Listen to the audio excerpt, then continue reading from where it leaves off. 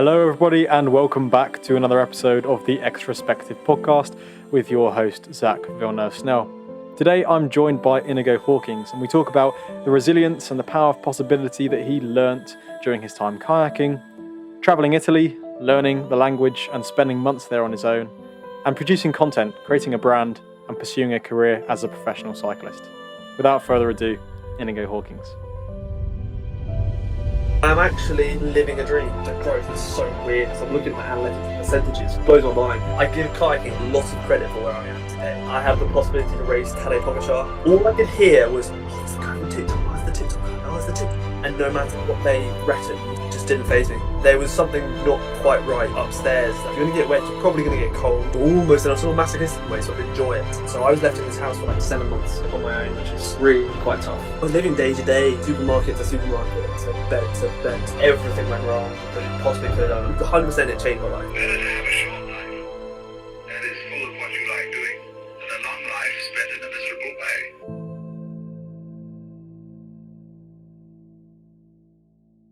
How are you doing, mate? I'm good, thanks. Thanks for having me. I've obviously introduced you, but if you could give a little bit of an introduction of how you would say who you are today.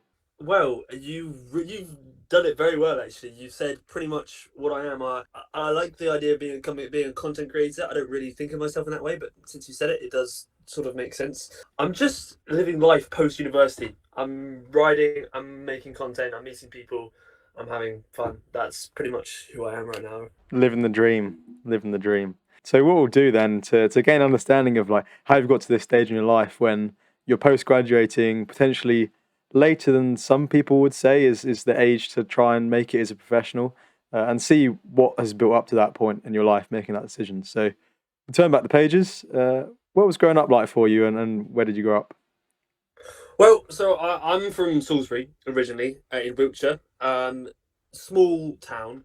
I actually live just outside Salisbury. My upbringing, I guess you could say, I've been very lucky. I don't like using the word privileged, but I've been more lucky than some, you could say. I was very lucky to be able to get sent to private school.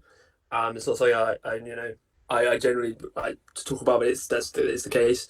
And yes, I was very lucky. I grew up in the countryside, so I'm a country lad.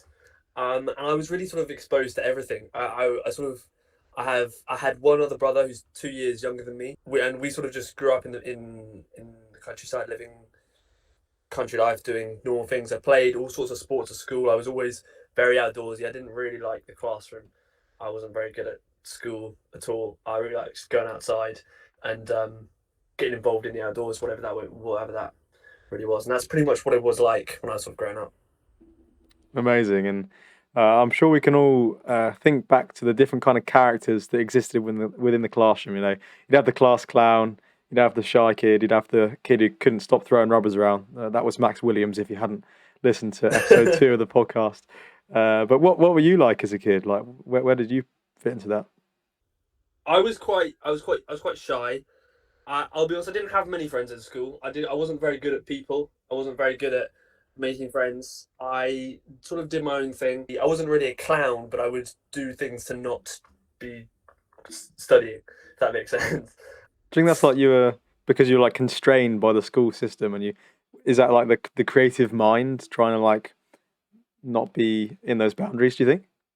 It's a good point. I think I've always been creative. I've always enjoyed creative tasks. I always really enjoyed art. I enjoyed like DT, like design technology, like making stuff. And English. I was always really quite good at creative writing in English.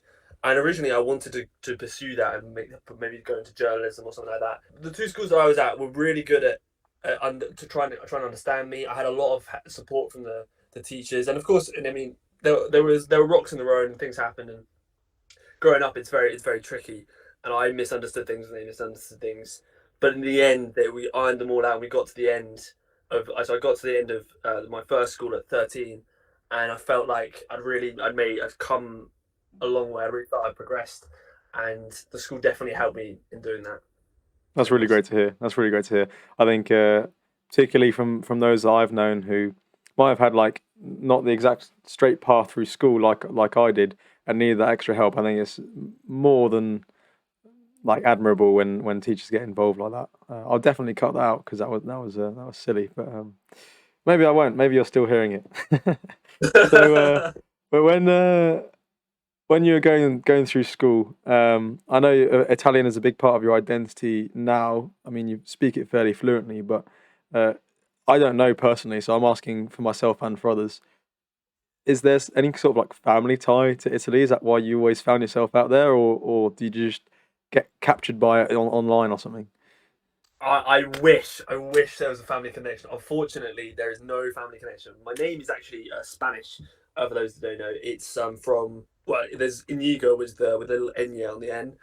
I always get quoted the Princess Bride. I think that's what you said actually when we first met. Um, and but no tie to Italy. The way I fell in love with Italy is that every year we go to the same place in Tuscany, just outside Siena. I literally been going there since before I can remember, and these people have seen me grow up literally from all the way, and got to a point where you know 13, 14, 15, where you're starting to create your own thoughts, you're starting to get a picture of who you are. And I was talking to these people in English, like I always did, and they always talked in, and I felt this guilt inside. I thought, this is not right. I should try to learn Italian. I didn't really pursue it to be fair, which is my fault. But then an opportunity came up to do when I was doing my A levels. Because I say A levels, I did the international baccalaureate instead of A levels, where a language is compulsory, and Italian was an option. And I was like, yeah, that's sign me up. So down for that. And I pretty much did a 2 year crash course in Italian. Pretty much took me up to sort of like just below GCSE standard. And yeah, sorry, that's a bit beyond your question, but my love for Italy, yeah, pretty much started from when I've been very small, just always been there. Amazing, and I suppose there must have been some kind of fond memory of your parents or something then to keep going back to the same place. But one of the questions I was going to ask was, how do you think your parents in particular or influence your upbringing in terms of what they're like and how you think that's shaped you, maybe? My parents are two very different characters. My dad is very organized, very everything has to be done to the letter. And my mother is not the complete opposite of that. She sort of is the complete opposite, but in a good way. You know, she likes to let things happen, things flow, less organized, but it's not to the detriment of anything. And I verge much more to my mother's side. I always have done, but I've always looked up to my parents.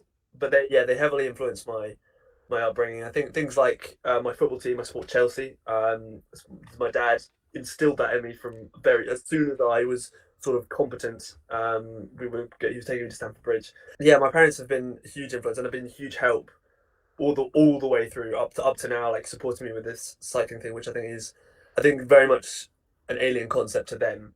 Even now, even after a year and a half, too, I don't think they're still quite there, but they're very supportive and they're trying their best, and that I will never be able to thank them enough for that.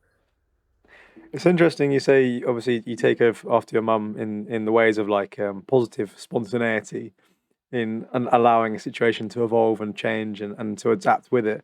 But I suppose you also have it takes a very significant degree of order and structure to be able to follow a nutrition plan, training plan, and stay regimented on that. And I suppose that's where those lessons and keeping in order, looking after yourself, and being consistent. I guess that's where that comes in. So yeah, that's Yeah. really interesting to hear that. And so if we look back, then we're coming through school. You said you went to private school. Was that also at the secondary school as well? Yeah. Into that time. I want to kind of understand where sports came into your life because you said you maybe weren't the most academic in terms of like being focused on school all the time. And a lot of people where that is the case, they have sport as this creative outlet or they have something else. But obviously for you it might have been sport. So where did that start off? It's just always been there. I've always had that drive. It's funny actually. It goes back to when my dad first took me to Stamford Bridge.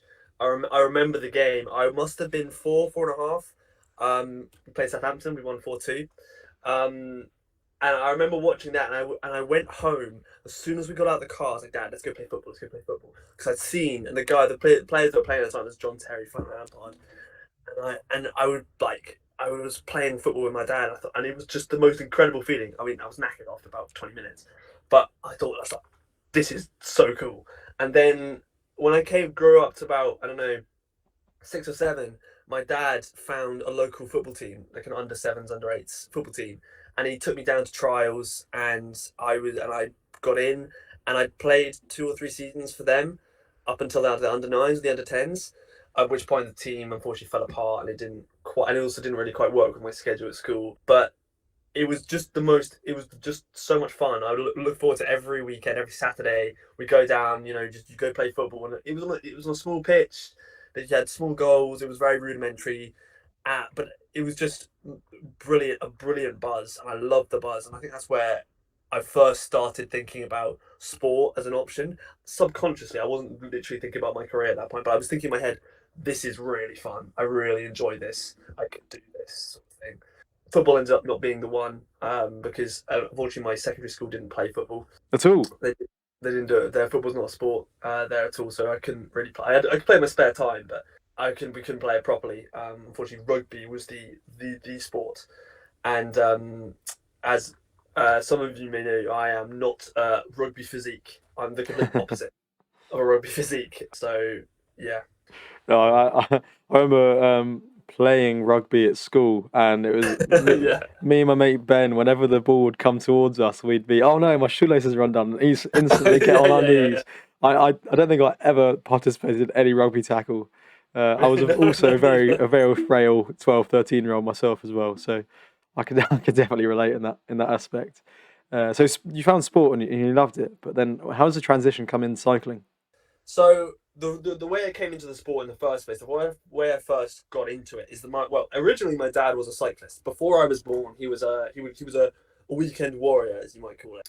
And then when I came along, time became a little bored. He didn't have any time pretty much because he was working full time as well. So he sort of put the bike in the shed, and then he started watching the Tour de France in like 2010, 2011, around the inception of Team Sky. I think he properly watched the 2011 tour, because of course it was the Bradley Wiggins. Oh my God, he's going to win Tour de France, national champion, all that, and obviously it didn't happen. And then he watched it in 2012, and I'd always watch football with him. Every weekend, every Sunday or Saturday, we'd sit down, we'd watch the football. It was like a big thing from Dad and I. And he suddenly started watching this cycling, and I think, well, he's not watching the football, but like sports. I enjoy watching sport. I was also into cricket as well, and he explained it to me, broke it down. I thought, okay, that's quite cool. I watched the 2012 tour, and I watched Wiggo win the time trial. So my dad wasn't actually at home when Wiggo won the time trial. I was watching it of my own free volition, which I'm quite impressed with, actually, because it was very fresh in the sport. And I thought, that is cool. That is really cool. So I went into the shed, got Dad's bike out of the shed, rode it down the road, 2 punctures, did a mile, turned around, went home. Thought, this is still really cool. Rang up Dad, right, Dad, we need to. Can we get your bike back on the road? Got the bike back on the road, and then sort of I rode a bit. I would do weekend warrior kind of stuff, go to the cafe maybe, and I pretty much did that for like 5 years while I was at private school, because I was boarding. So I would spend 30 weeks a year technically at school. So not really able to ride a bike, but I would get out when I could, pretty much. Did that get your dad back in cycling at the same time when you wanted to? It did. So he's very much a cyclist now as well. Because it was a really good thing. It's a fantastic thing for him as well, because for his health as well. So Absolutely. It's been brilliant actually. But yeah, we've been able to ride quite a bit actually. Nice. Really glad to hear it. I saw that you were maybe doing some XC racing back in 2016, 2017. What was that about? Like off-road? You certainly aren't known for that now. So definitely not. Is this on mountain bikes, or are we talking about running? Oh, that's probably true. I've just written XC. It probably is running. It's yeah. Yeah, sorry, mate. That's right.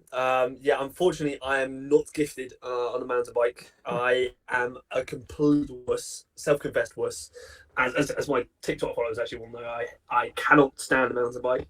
I respect anyone who does it full-heartedly because it is, you are a greater man than me. So yeah, can't do mountain bikes, unfortunately. I did do, as I say, I did a lot of running towards the end of school, and that was pretty much purely bit fitness based to support my kayaking. So that's pretty much where that was from. You're only doing running for kayaking. So the natural question is, how did you get into kayaking, and what did you learn about that whole experience? So I give kayaking a lot of credit, and my kayaking coach actually a lot of credit for where I am today. And it actually goes back to rugby, which is what we were speaking about before. So I went to my second school, age 13, going 14, and the winter sport was rugby. And I did the first year, and I was in the Mighty Fourths. We played football and did not play. We played two fixtures, and I thought, I hate this. Next year, I do not want to be playing rugby. This is completely pointless. Next year rolled round, and the kayaking coach was my biology teacher, and he said, "Inigo, come kayak." And from there, he put me in the A team for the kayak. I didn't understand why, but he just did. And from there, he coached me, taught me how to paddle properly. This is racing kayaking, by the way. This is like straight line, not white water. All on flat canals, pretty much. I mean, we were training the river, but it's all racing. And from there, the next 4 years, I went from this complete novice to, well, fairly competent paddler. And it was my first real sort of eye into the idea of sort of elite sport, because I was studying quite a lot, but I trained on the water. I trained 3 times a week. I would run at least 2 times a week, and I would do 1 day of gym, and that sort of increased in intensity until my final year. And How this old were was you? all. Sorry, during this? So I started paddling at 14 up until 18. Okay. And this was all in preparation for the Divide to Westminster kayak race, which is to date my most proudest achievement of anything. It's a kayak race from Devizes in North Wiltshire to Westminster, next to the House of Parliament. You go along the Kennet and Avon Canal all the way to Reading, at which point you join the Thames, and then it's the Thames all the way into Central London. And as a junior, which is up until 18, you do it over 4 days, 3 stages of around 35 miles, and the last stage is 17 miles. You also have to camp overnight. Camp? That's a camp, yeah. Because originally it was it was created in the 40s as an SAS training thing. But yeah, this is what my kayaking training was all about. And I pretty much trained like not quite an elite athlete, but almost to be good for this race. Cool. And so it sounds like you were getting quite into the running also whilst you were kayaking. You got to that high kayaking level.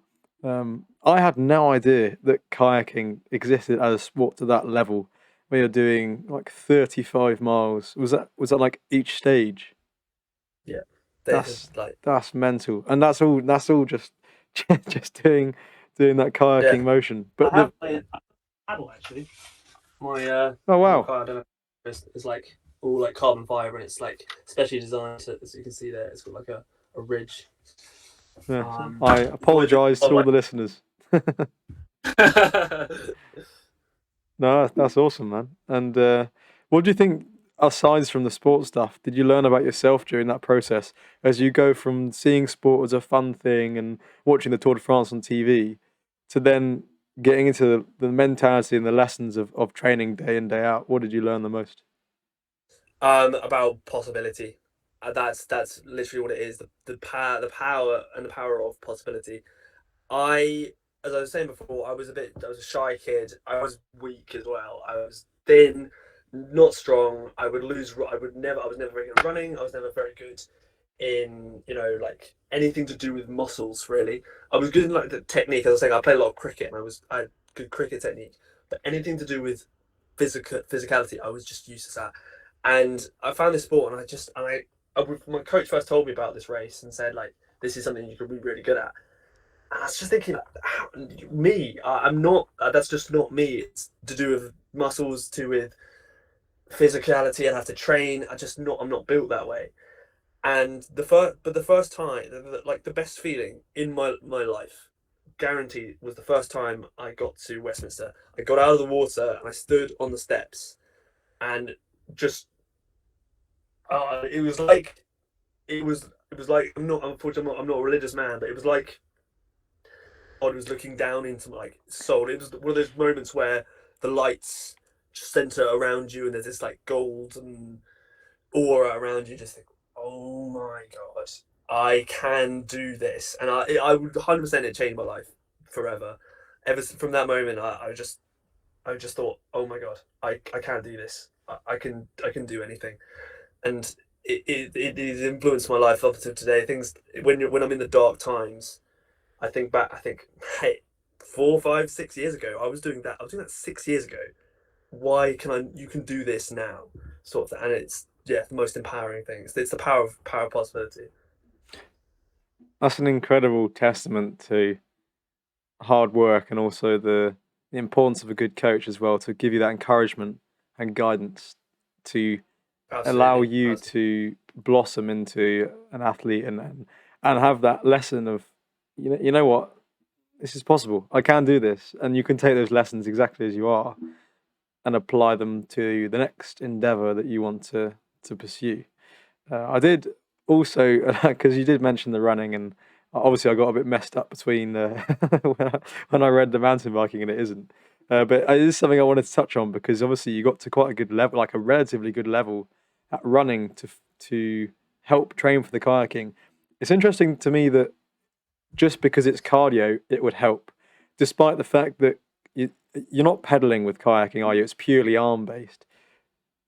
Well, actually, there is a surprising amount of running in kayaking because obviously the canals have all got locks, but also on the Thames there are a lot of locks, and you have to do a lot of running with the boat.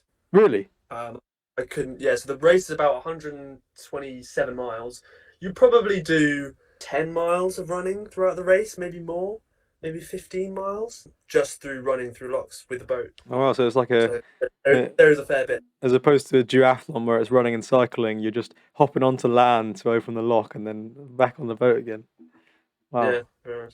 I wanted to touch on the half marathon you did. Oh yes, I've also done one half marathon. Is that the only half marathon you've done? that is the only half marathon I've done. How was that?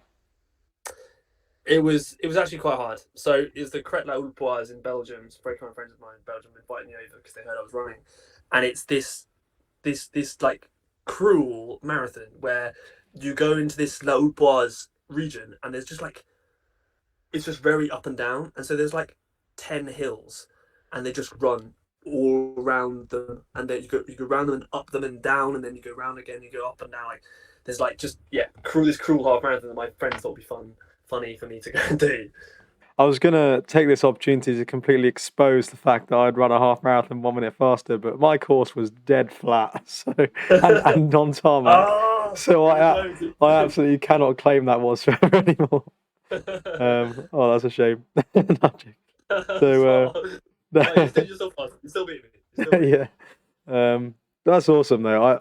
That's something that I never would have imagined about kayaking, and the fact that you were doing all that running training and the whole the lessons that's taught you and transferred to cycling. I think that's so interesting, and something which I'd imagine a lot of the listeners will also be unfamiliar with. I mean, it's obviously quite a niche thing, so that's really cool, mate. Thanks for sharing. I think turning towards future endeavours that then you were doing between that time and now, one thing that really fascinated me was the ride across Italy, which you embarked on. It was the Stars Appeal charity ride.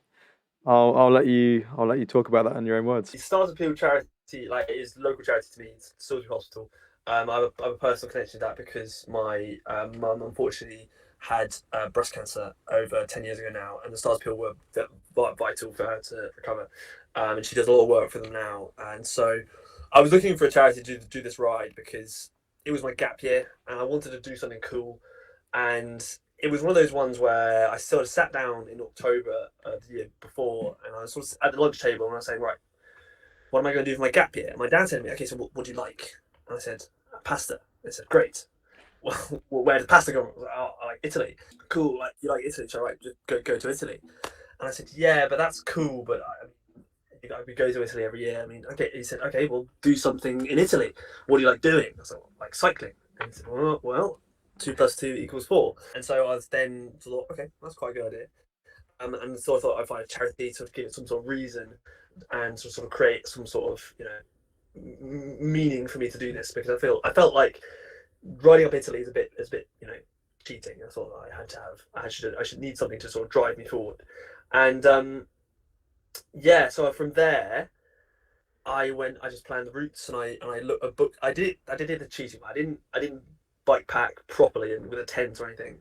I booked hotels along the way. So it's sort of cheating, but it made, Yeah, sorry, mate. It doesn't count now. Like the fact that you rode across Italy, but you stayed in. Nah, gonna have to do it again. So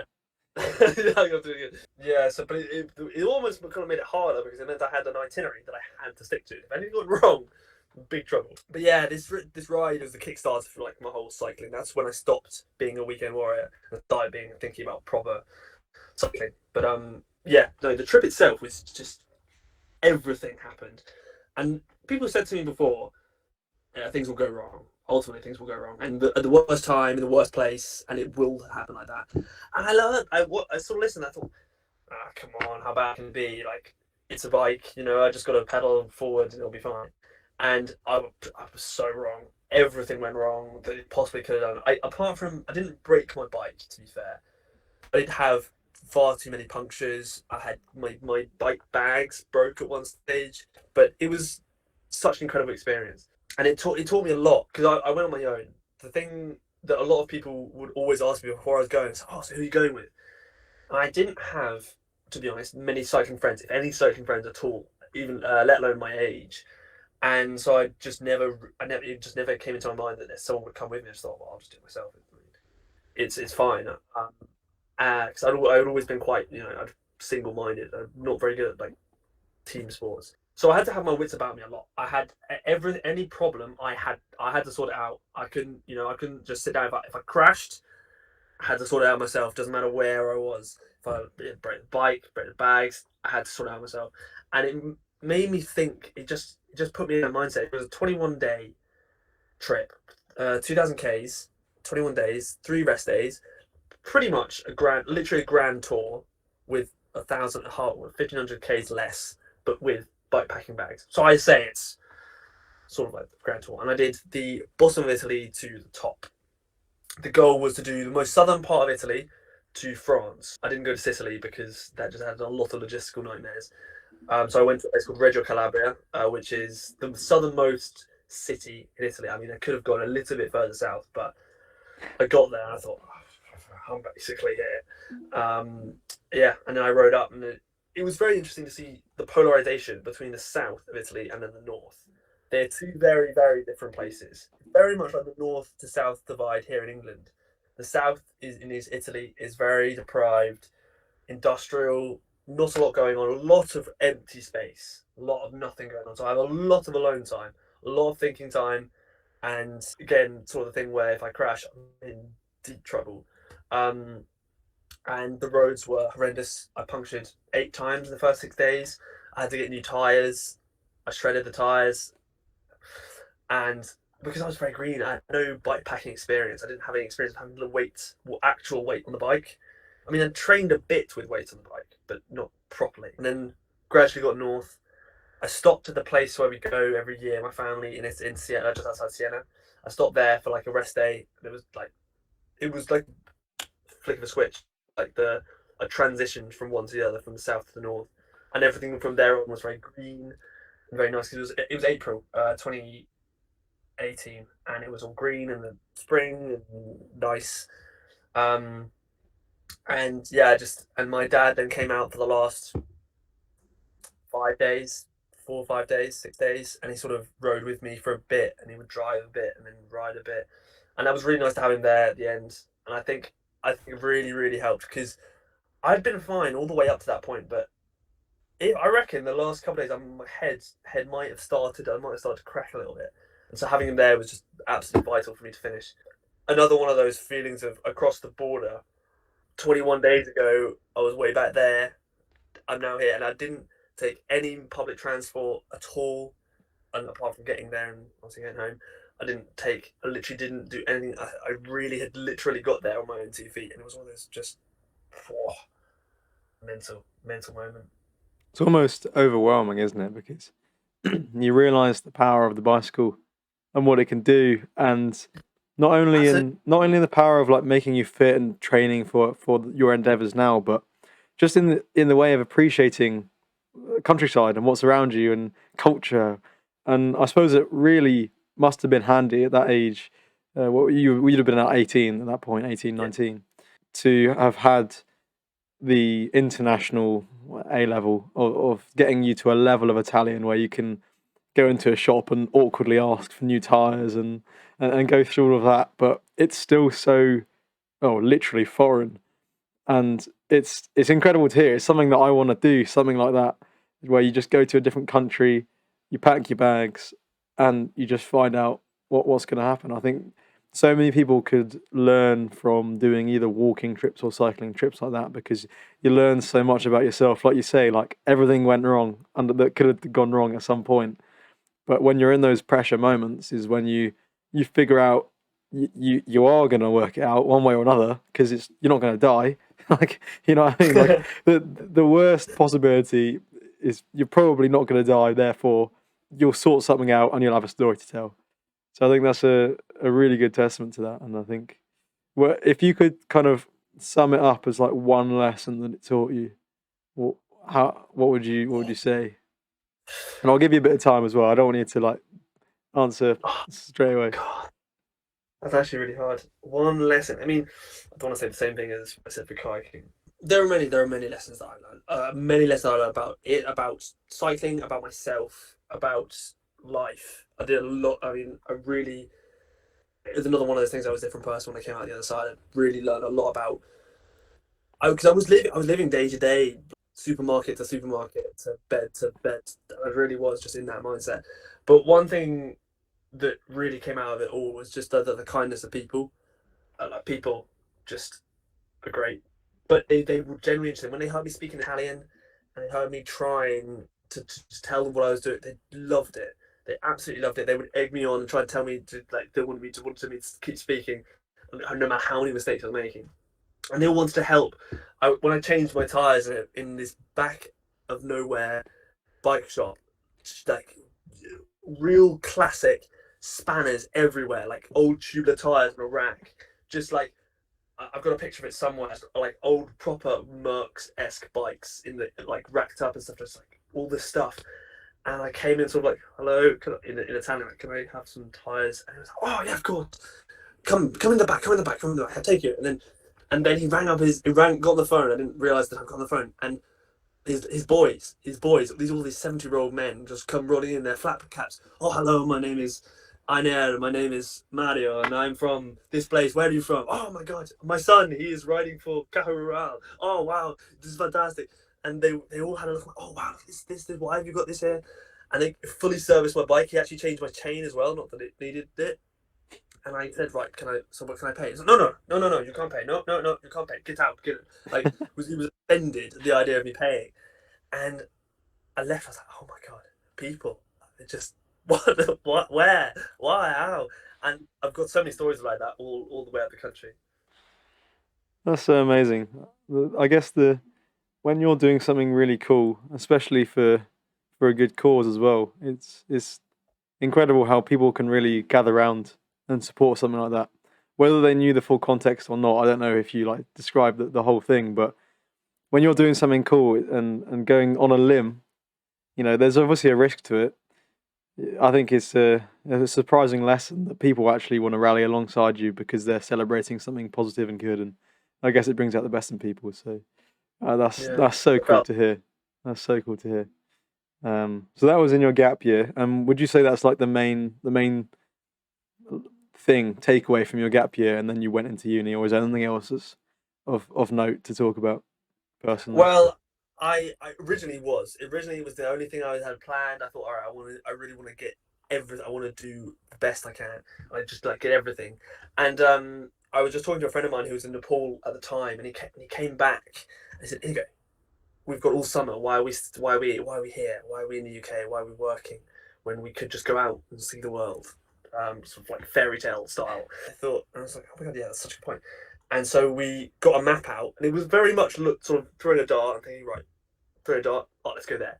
Not quite that. We did plan it properly, but we said, right, let's go traveling, and we got an Interrail ticket, classic gap year activities, and we did Eastern Europe. So we started in Croatia, and then we went to Croatia, Slovenia, Hungary, Romania, Bulgaria, and then we finished in Istanbul. And we planned the bit where we would start in Croatia and we would finish in Istanbul. We booked a flight from Istanbul for a date, and we booked the ferry because we started in Italy, and we went because we started from family holiday, and then we went to Croatia, and yeah. But the bit in the middle, we just said no. We're not deliberately not going to plan it and let things happen, because you go to a hostel, you meet Clive, who's going to this festival. You then meet Kiara, who's going to then go up a mountain in 3 days. Do you want to come, sort of thing? So we made sure we had space for that sort of stuff, and yeah, we just had the best month, pretty much drinking, having fun, seeing cool places, experiencing different cultures, history, everything, stuff that we never will do probably again. So yeah, brilliant bit of life experience. The viewers will see me completely grinning through that whole story. I think that's so awesome, and that is definitely something that I want to do at some point in my life. I mean, I didn't have the opportunity to in my gap year because of the classic lockdown. But that sounds so amazing, man, and I'm sure there's so many amazing lessons that you've taken on board from that. But just the experience.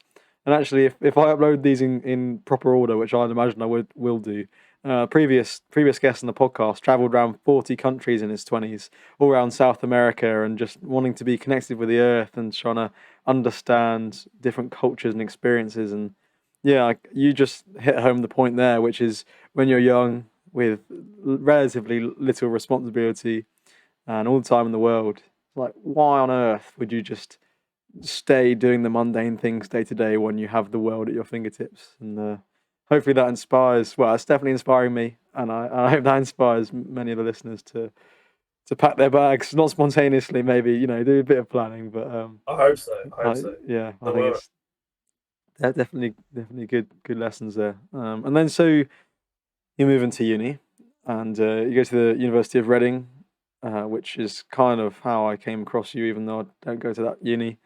And you studied Italian. Yeah. So from learning Italian a little bit at A-level, what possessed you to choose that as your degree? Because like people study languages, but for me, like doing a language as a degree was never like an option. But what was it that made you want to go, actually, you know what, do this for an undergrad? Well, I did by mistake. Is probably the best way of saying it. So I knew I wanted to go to university because apart from anything else, I needed to buy time, 50 grand's worth of time, but still I needed to buy time, and I didn't know what to do. And I said to my dad, right, I need to go to university. What do I study? I'm not, as I've said before, I'm not very academically motivated. What should I do? And he said, right, what's your favorite subject? And I'd always loved history. History was always my passion. In a way, I liked reading. I was very interested by history, and I just went through a list, and I liked Brooks and I liked Reading. One of the talks was, oh, by the way, you do know that you can do a language alongside your history. And I thought, oh, that's cool. I could do Italian as well because I like Italian. And there was a lovely Italian lady, and I went to speak to the Italian lady, who later became my tutor, ironically. And she was the nicest person, so like bubbly and enthusiastic, and loved the fact that I wanted to do Italian. And then after first year, I did first year, second year, chose my modules for history, and I got given stuff that I just didn't want to study. Things like 1770s Britain and the suffragette movement. I'm sure they're very interesting, and I'm sure people enjoy them, but not for me. Unfortunately, I'm very boring. I like Cold War and World War II. And so I thought, okay, this being second year, this is half of my history degree, studying stuff I have no interest in. or prior knowledge in, which is quite bad considering these grades are going to be quite important. So I thought, well, okay, fine, I gotta let it go. I'll go with Italian full time, and that's pretty much why I ended up just having a degree in Italian. I share that love for history, but I also share in the frustration when you get forced to learn history to actually find interesting. I think we did like Tudor rebellions at A level. I was like, no, and exactly like you, I'm fascinated with more recent stuff because you delve into the politics and the economics of what was going on and the culture and the developments, and they're also like, of course, ancient history is also very relevant in terms of the Stoicism, but the modern history in the last century tells us most recently what happens when we allow things to go south, and it reminds us of how recent it is because we can't be so arrogant in thinking that's not going to happen again now we live in this postmodern world. So yeah, and it's I definitely appreciate that not learning about that stuff and learning about 70s Britain is definitely a good reason to steer away. So yeah, Italian degree.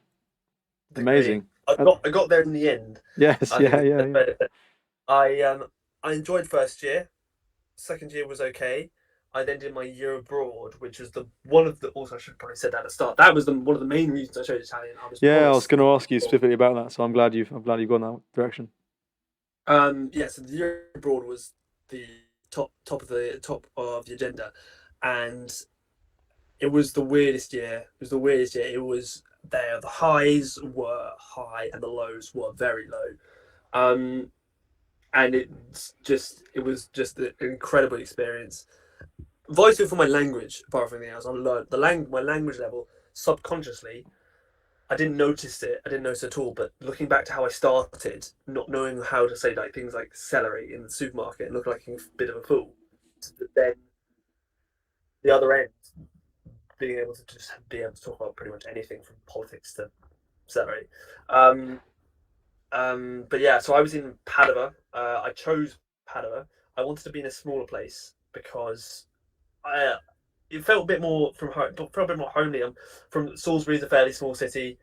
I like a place like London, but I feel a bit lost. It's not very personal. I like somewhere much more personal where you sort of know everyone, you know your boundaries, you know everything, it's all there.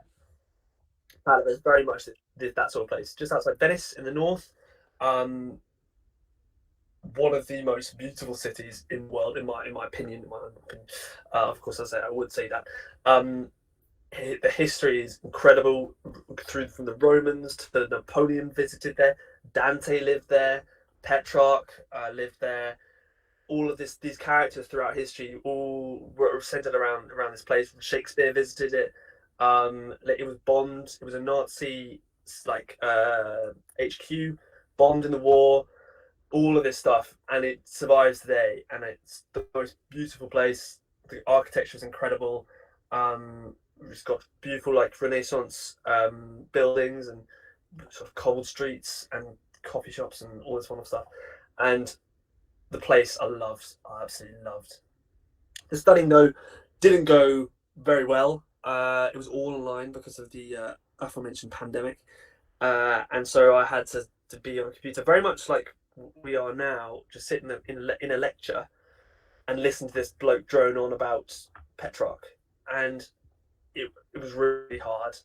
I mean, so hard because I am sort of fluent now, but even now, listening to someone speak in a different language at you for 45 minutes is tough. Your brain, because you have to translate what they're saying into English, and then make the English bit make sense because they are teaching you stuff. And my brain just in overdrive, and I've just been knackered after about 45 minutes. I'm just so I think, I can't handle this. And to be perfectly honest, it got to January and I gave up. I caved in. I said, you know what, I can't do this. I can't do it. It's not happening. And I started not going to my lectures. I started skipping lectures until I started just not turning up at all. And it became a little bit of a problem, to be honest, but I got through, I guess. It's not like a placement year. It's literally that you spend 1 year of the degree still studying, but you just live in Italy. Yeah, that's exactly it. Yeah, Okay. we would just Okay. at the University of Bama. Makes a lot of sense. And I suppose this is around the time as well where your training sort of picking up as well with cycling, and you're really Yeah. getting to know the local roads, local people, and also alongside that, the social media is starting to kick off. So I suppose just from that viewpoint, during that specific time, what did that all look like? There's a definite correlation between where my studies dropped off and the cycling content bit went up. This is was a very, very important time for my cycling. Without going to Padua, without meeting the people I would met, there's no chance I would be where I am now. From a content perspective, from a cycling performance perspective, possibly even as a person, I was incredibly lucky to meet in about, it was a February, I think, and it was a classic. I was the classic English kid on the Italian group ride. I'd made some Italian friends in the cycling world. I'd taken my bike because the bike was very important. Did want to race. I was very keen on getting into racing, but green, literally no idea how to do it. Didn't have a coach. Would go out and ride, thinking that I'll just do 100 kilometers a day and I'll just do 40 kilometers tomorrow. No specific anything, no nutrition. I would just eat whatever. And I went out with this group ride, and I was going along in February, 15 degrees, everyone in their gabbers and their thermal leggings and buffs and everything. Me in short sleeves, because 15 degrees is fairly warm. And this guy comes up to me, all black kit in his Oakley glasses, and he comes up to me and says, in Italian, "Who are you? What are you doing?" Like with his chin, like what do you do? What's going on? And I said, "Hello, I'm Inigo. I'm a student of English. I'm a student at the university." I said, okay. I said, so who are you? What's your name? I said, my name is Liam Battazzo. I race on the national team, and transpires that he's literal Olympic track cyclist on the national team. I'm thinking, and I did know at the time because I looked at the Italian riders. I was interested because I thought, initially, I better know who's a good Italian cyclist. I was there on my bike, like, what? Olympic, like European champion, Italian national champion cyclist, just asking me who I am. Oh, okay. Anyway, we do this group ride. It's a bit of a chain gang, but it was like a slow chain gang. And there's one hill. We go up the hill, and then it's neutral all the way back to the calf.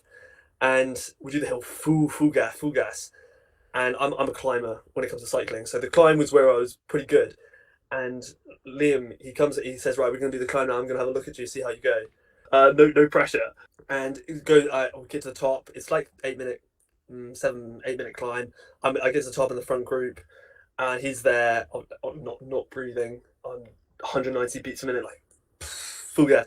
We descend down the other side. He comes up to me, puts his hand, with like, honestly 60 kilometers an hour descent with like hairpin. He comes up to me, puts his hand on my back, just one handed, like just 60 k an hour. Says, if you ever want to ride, just send me a message on Instagram.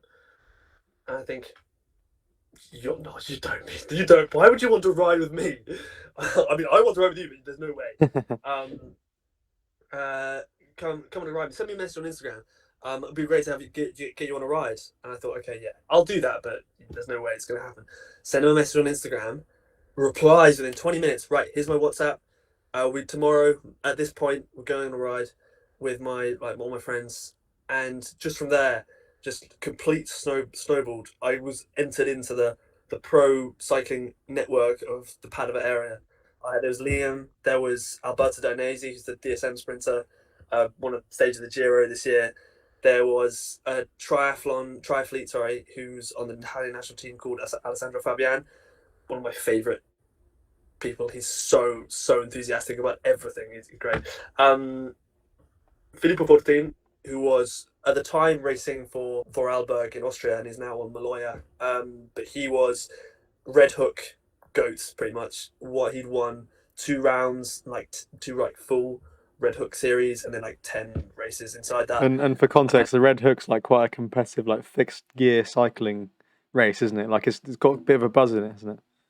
Sorry, I should have said that. Yeah, Red Hook, yeah, fixed gear on a closed circuit, but it's outside. And it's very, very, very technical. You need a lot of bike handling skills. It's not necessarily about who's the fastest, it's about who's the best to go around the corner. And yeah, he'd won. Just he was pretty much the GOAT. And I was entered into this world, and I just would start riding 5, 6 days a week with these guys. Marco Mercato, sorry, yeah, of UAE, who's now at DS. I just the first like month, I was thinking, like, this is a dream. Like, they're gonna stop. They're not gonna want me. Like, and just it kept more and more. And I asked more questions, and eventually, I started racing. And they're like, "Oh, you training at all? Why are you not training? You're just coming on rides with us. You're not training." And I said, "Yeah, but that's how it works, no?" And they said, "No, no, no, no, no, no. We coach you. We coach you." So suddenly, I have European champion trackside telling me how to race in this thing, and that's where my passion came in. He was very kind. He gave me a load of kits. You've seen on the rides that we've gone on, where a lot of the stuff. That's all his old stash, pretty much. Pretty much gave me a full kit drop of like his old stuff, and I've just got. And so I still wear it today because it's so cool. But yeah, without their help, there's no way I would be where I am. That's so fantastic to hear. I had no idea. It's genuinely so interesting, and I think it really speaks to it's who you know, right? Not what you know. You know, as soon as you kind of penetrate that circle, then suddenly you're in the in groups and you've got all the connections, and it's exactly the same with anything. But I particularly notice it in the UK scene as well, is we see these big names on YouTube as like Lawrence Carpenter or Francis Cade or even like a Harry Mack. You know, you see them on the videos, and then all you have to do is turn up on a group ride, start doing stuff yourself, and suddenly you get connected and you realize actually once you're in it, it's quite a small world, and you can be on that sort of level. Maybe not in terms of like the purely the fitness at that stage for you, but just in how you see yourself as being equipped and able to go. And I guess the other angle of which to look at that year is when the TikTok started blowing up, which I am not really that familiar with. I only have TikTok since probably 2 months ago, just to reshare content on there. I don't use it, but yeah, was that the first time you'd properly used it and started creating? Yeah, that was. So one of the not bad things, one of the negative sides of my year abroad is that I lived virtually alone for the entire year. I originally went in with a load of Italian students. I went on Facebook Marketplace, and there's a Facebook group for flats, and I just DM'd a load of people saying, "Can I be in your flat?" And I went to see a house, and I joined it. But I did like a month with them, and then COVID happened, and it got very serious in Italy. And the Italians are hypochondriacs, but especially about health. When it comes to anything to do with health, like very, very, very important that you follow the rules, and alcohol gel and face masks, 2 face masks, don't go outside, all that stuff. And they all just went home and studied from home. And so I was left in this house for like 7 months just on my own, which is really quite tough, actually, if I'm honest. It's a foreign country, not many friends. And I needed sort of an outlet. And I think I had the app. I would use TikTok for quite a bit, like maybe a year, and I didn't like making content. Never came into my head, and then suddenly on my I was just looking through the For You page one evening, and a TikTok from VC Let's Get It, the TikTok page. So like one of like I highly recommend people go and check them out. Even if you're not a cyclist, the vibes are impeccable. Even if you don't understand what's going on, a video of his flicked up on the page. I thought, oh my god, there's cycling on TikTok. I couldn't believe it. I sort of thought, oh, wait, that's me. I could do that. And so I think I made my first TikTok. I thought, wow, this is cool. And I look back at them now, they're very cringeworthy, but they're there. They're still there. So if anyone actually really wants to go and scroll back through my old TikToks, take a minute or two, but go and check them out because they are something else. And yeah, that's where I started first making content, and I was very had no idea what's going on. Didn't understand the algorithms. Didn't understand. I just literally copied what I saw because I thought, well, if I saw it on the page, it's probably going to be quite good if I do as well. And that's where I started creating content, pretty much. I guess that's not a bad initial strategy to try and imitate what the successful people were doing. And it's really funny you mentioned VC Let's Get It, because I did have a question in my mind as to, and I've actually written down VC Let's Get It in my notes 10 minutes before we start today, because I was like, they were the main guys who really took to reels quickly.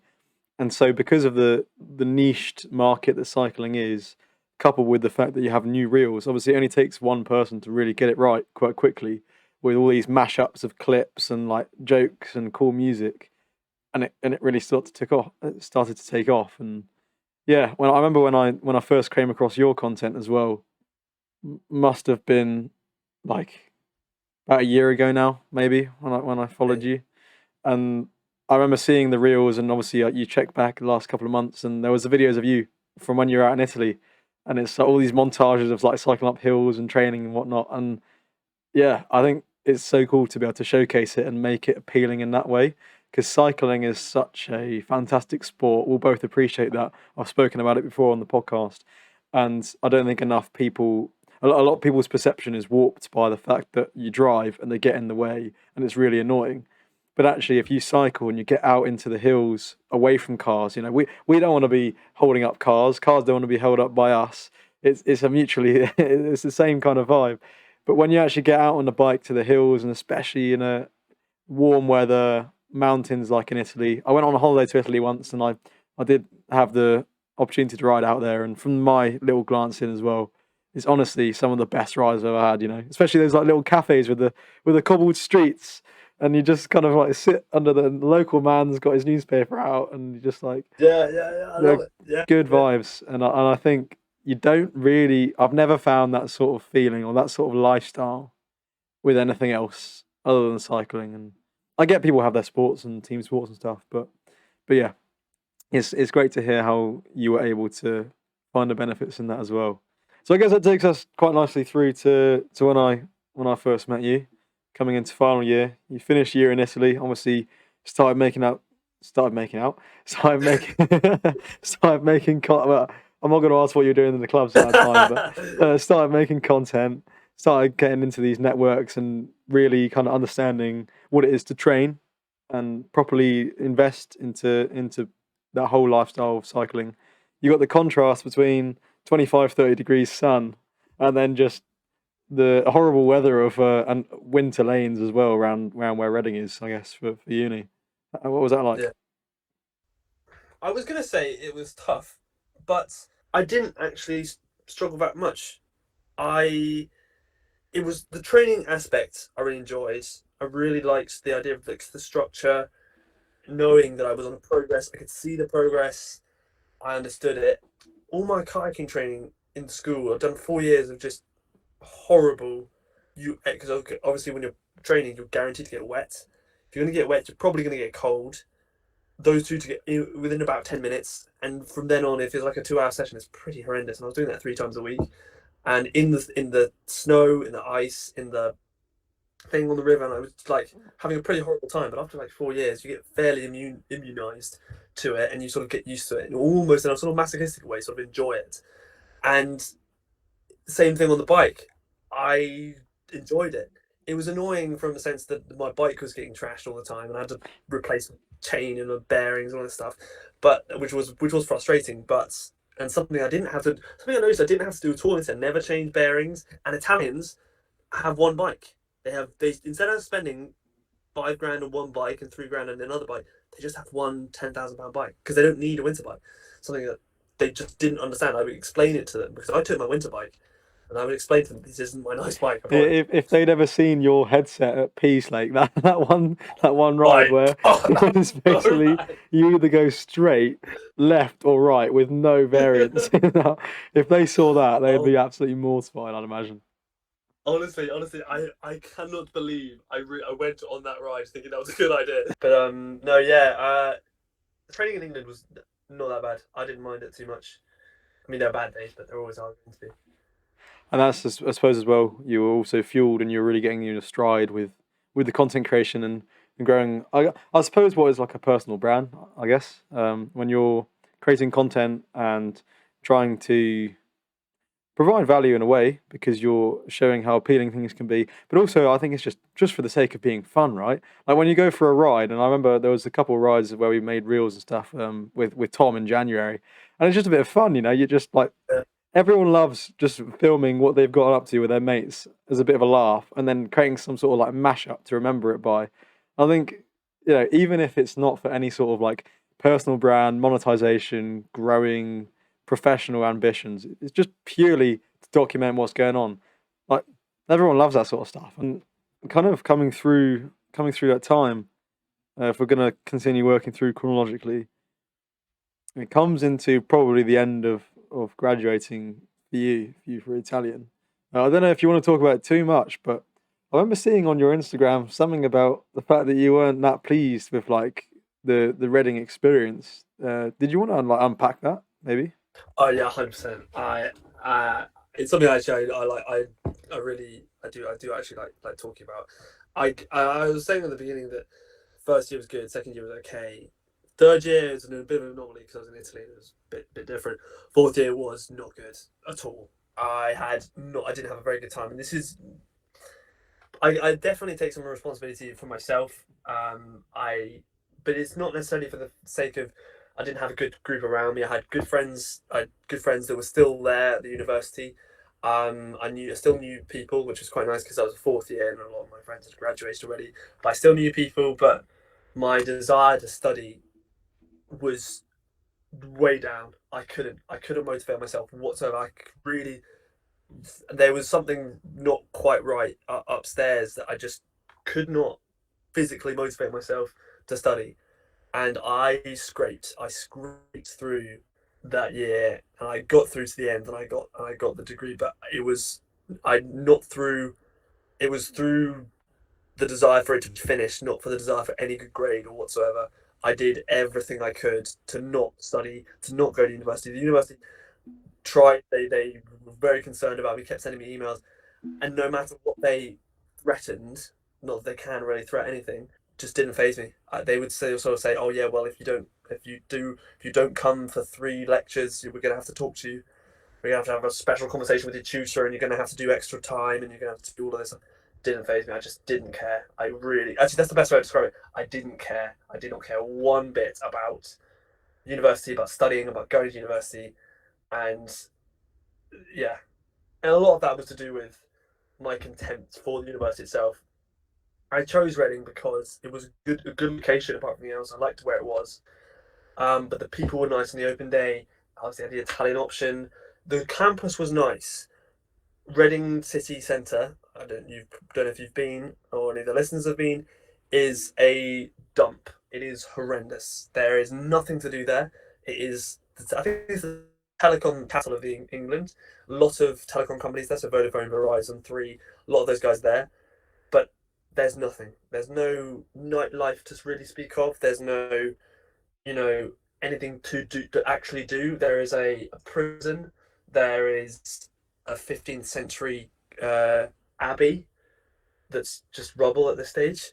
There is a train station. The thing that I love saying, Yeah, the train station. I've been to Reading insofar as I've switched trains many times there, but never gone out of the train station.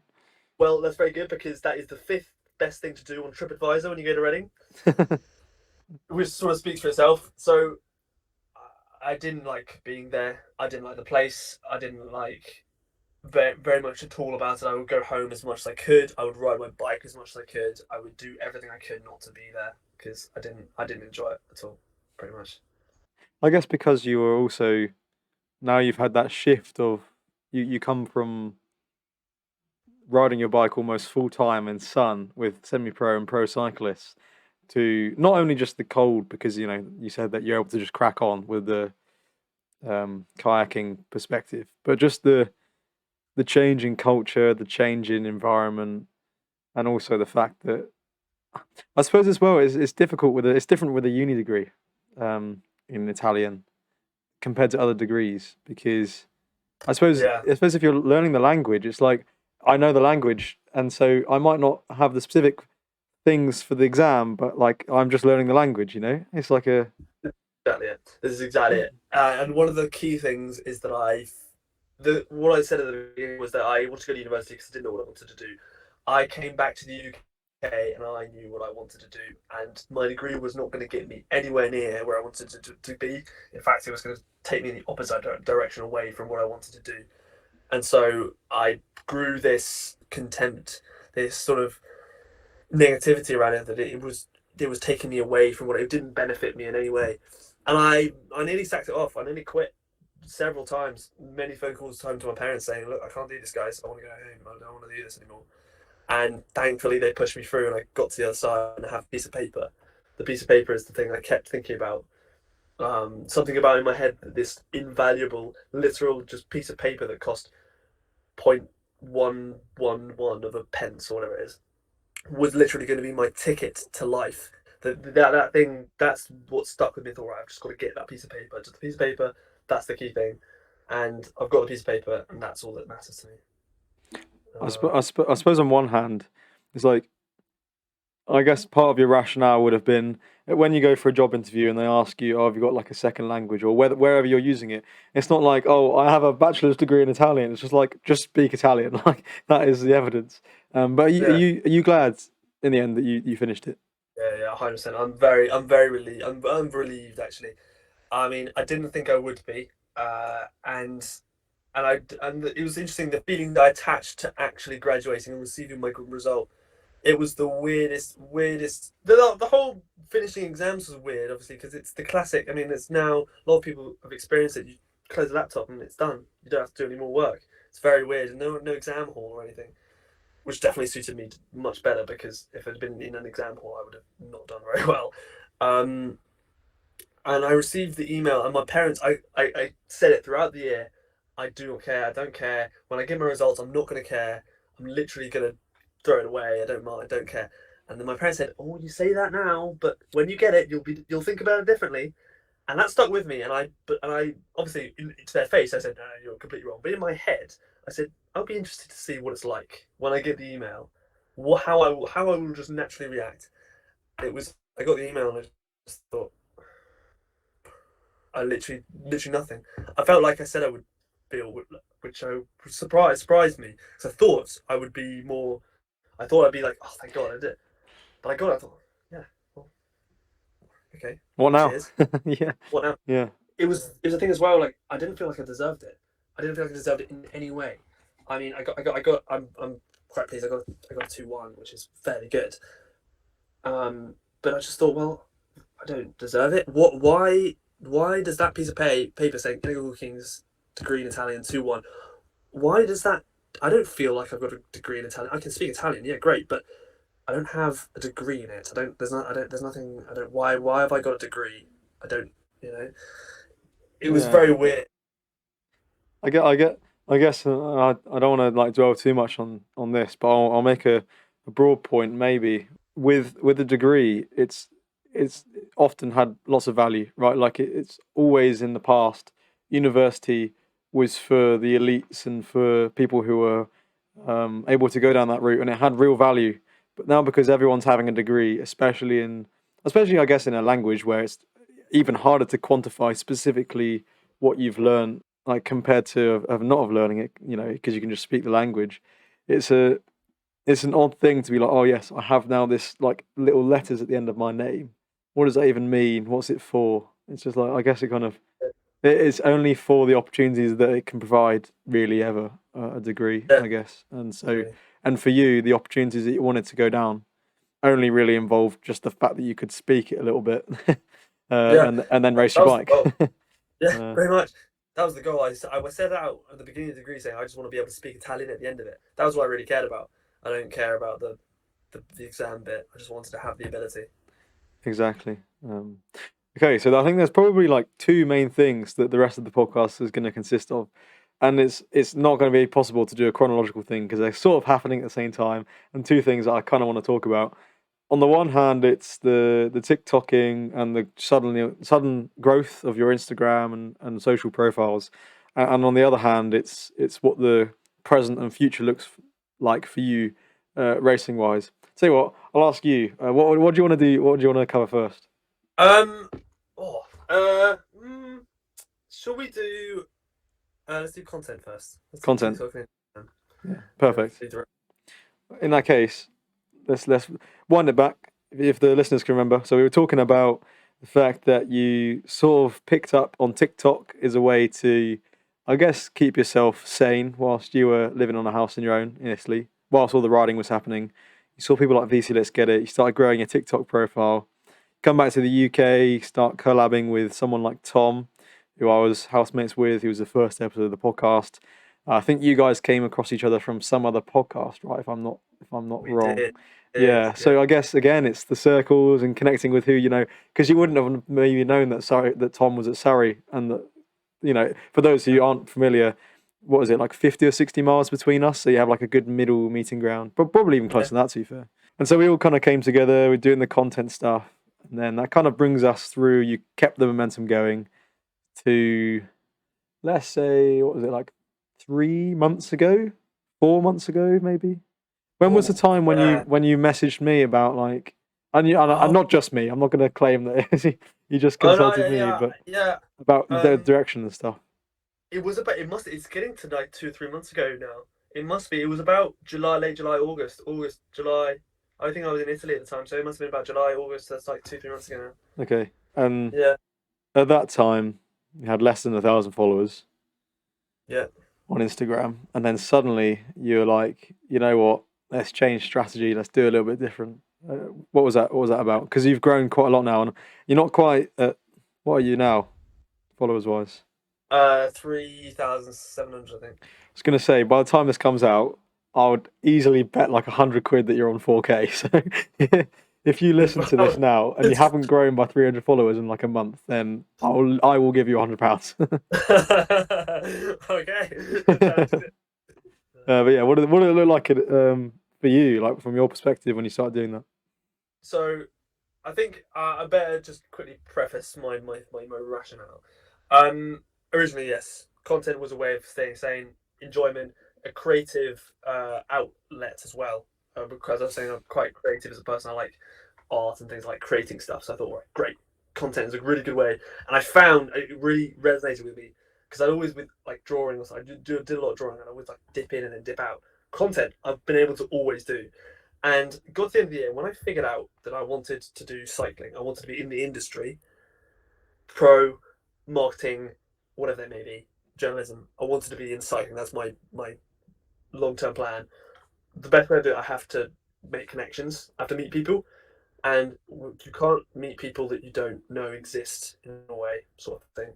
Because you might meet, for example, like someone like Tom. I just would not never, if we hadn't come across each other, I just would never have come into contact. He's been so helpful with everything, and I mean, I owe a lot to the people I've met from him to where I am now. So I thought, I have the best way tool is Instagram and TikTok. Great way of showcasing who you are. So I'm going to bash content and hopefully it gets picked up and people recognize me. And it's been super nice. It's a bit weird, to be honest, going to the races this year. Actually, there's a really good story, actually. I was at Tour of the Mendips and I crashed on stage 2. Stage 3. Yeah, stage 3. I crashed on stage 3. And there's a junior race happening just after our race. And I walked back through this wall of juniors. They're like 4 or 5 deep on both sides. Big like thing. And I just walked back straight through with this broken bike, and I was walking a bandage around my leg, and I looked just like such a chopper. And all I could hear was, "Oh, that's the guy from TikTok. Oh, it's the TikTok guy. Oh, it's the TikTok guy." And it was pretty horrible in the moment. But then I sat down in the car and thought, "That's actually mad. People know who I am." And that it was nice to see that what I'd set out to achieve was working. And actually, that's what I wanted. I wanted people to know my name so that it sounds a bit arrogant to say that, but I wanted people to know who I was so that I could then the opportunities would come from it. And I thought, oh my god, it's working. So that takes up to your question of why I wanted to increase this idea of brand. And it's the same thing. I want to have that brand. I want people to know me for that. I want to increase my name so that the opportunities that can come from it, so that I can, for the sake of argument, or a call say, "Oh, Inigo, we really like your TikToks. Can you make meme content for us on TikTok?" Or someone like Rafa saying, "Oh, we like your content. Would you be interested in writing copy for us?" I don't know who that. I mean, that's just quite good to work with those sort of companies, but those are the sort of opportunities that could come from it. And if 3 years down the line, I'm still bashing down the door of becoming a pro cyclist and it's not happening, and Ridley say, "Inigo, we love your content. Do you want to ride our bikes and we'll pay you 10 grand a year or something?" That's great.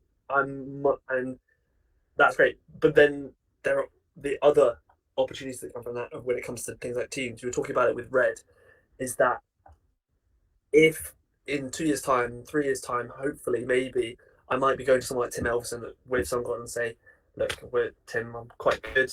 I'd love to ride for your team. And then I've got John Smith here with 1,000 Instagram followers, maybe post a story once every 3 weeks. Maybe like he's same quality, got the same FTP or the same what's Bikino as me, but I've got 4,000 followers on Instagram and I've got 4,000 followers on TikTok, and I have connections with brands, and I know a lot of people. Who's Tim gonna pick?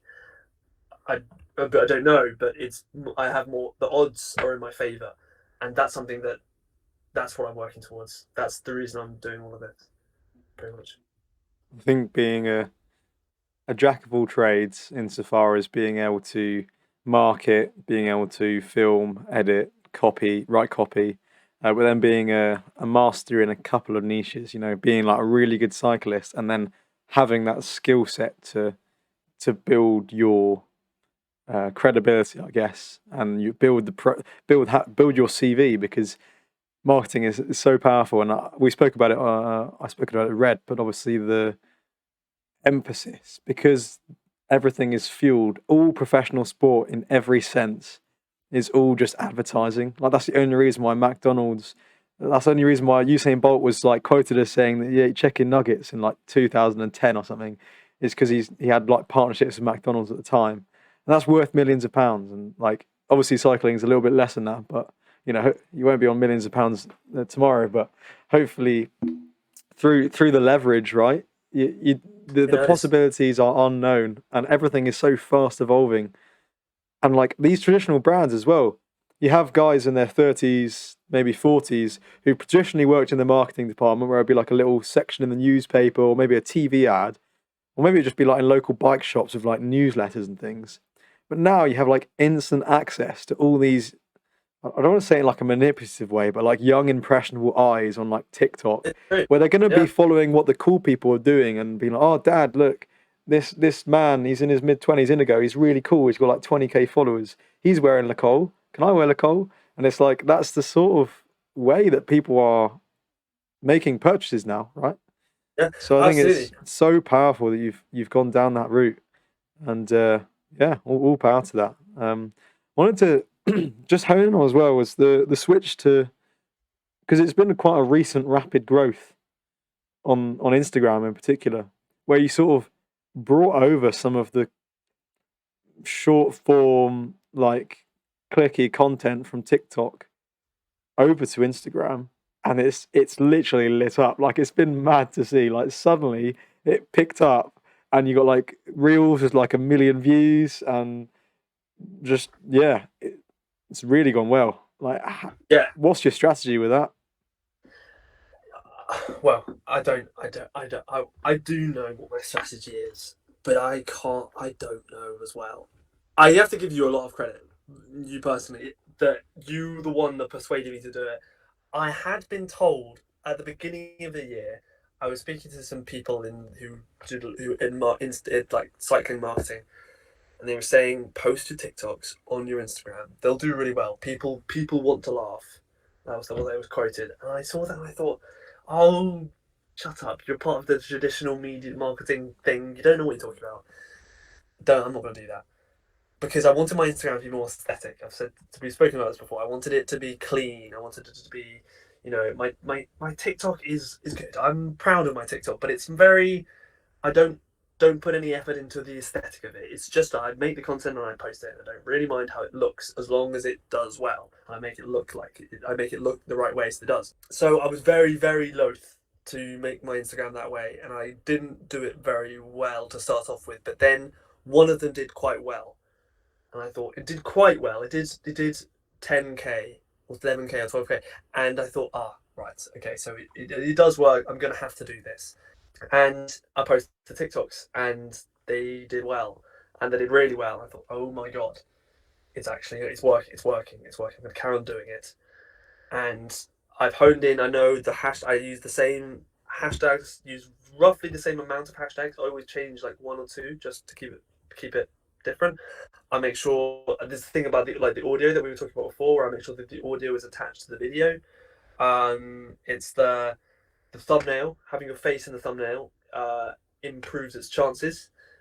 Posting at a good time, so I go into my analytics and I check the time zones, because USA is one of my biggest countries. I think it's my biggest. I think, to be fair, the UK is my biggest country, but the US is my second biggest country. So I check the time zones to post when the Americans are awake, and I go into and things like that. There was something I was speaking to Tom actually about the simplicity of it, and it feels. I don't know if there are any Americans listening to this, but American content is a little bit more simpler. The laugh is a lot cheaper. It's a lot easier to attain. So the simpler the content, the simpler the laugh, the better. Because if the Americans like it, that is a vast proportion of my thing. And if more Americans like it, more, and it's just like exponential growth.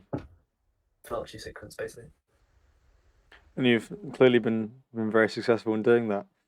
Is there an element of, not guilt, I think guilt's a bit of a strong term, but is there an element of you that thinks, you know what, I'm contributing to this thing which is obviously quite damaging in general, like the fact, reels in general, not specifically what you're posting, but to people's attention spans and to our ability to focus. I mean, that's the same thing.